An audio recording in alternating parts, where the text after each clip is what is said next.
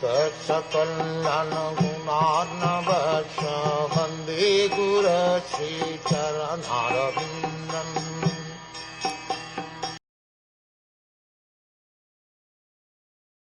In executing devotional service, one has to see every living entity equally without enmity toward anyone, yet without intimate connections with anyone.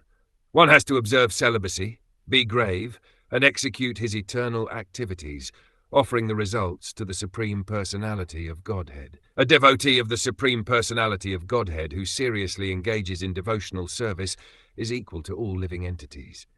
There are various species of living entities, but a devotee does not see the outward covering, he sees the inner soul inhabiting the body. Because each and every soul is part and parcel of the Supreme Personality of Godhead, he does not see any difference. That is the vision of a learned devotee.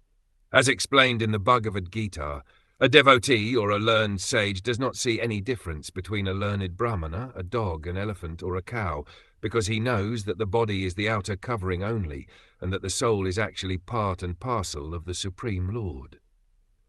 A devotee has no enmity toward any living entity, but that does not mean that he mixes with everyone.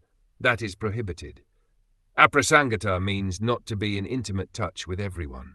A devotee is concerned with his execution of devotional service, and he should therefore mix with devotees only in order to advance his objective.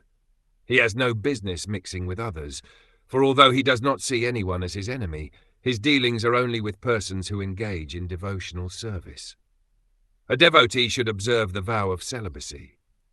Celibacy does not necessitate that one be absolutely free from sex life. Satisfaction with one's wife is permitted also under the vow of celibacy. The best policy is to avoid sex life altogether. That is preferable. Otherwise, a devotee can get married under religious principles and live peacefully with a wife. A devotee should not speak needlessly. A serious devotee has no time to speak nonsense. He is always busy in Krishna consciousness. Whenever he speaks about Krishna. Mauna means silence. Silence does not mean that one should not speak at all, but that he should not speak nonsense. He should be very enthusiastic in speaking about Krishna. Another important item described here is svadharmena, or being exclusively occupied in one's eternal occupation, which is to act as the eternal servitor of the Lord, or to act in Krishna consciousness. The next word, balyasa, means offering the results of all activities to the Supreme Personality of Godhead. A devotee does not act on his personal account for sense gratification. Whatever he earns, whatever he eats, and whatever he does, he offers for the satisfaction of the Supreme Personality of Godhead.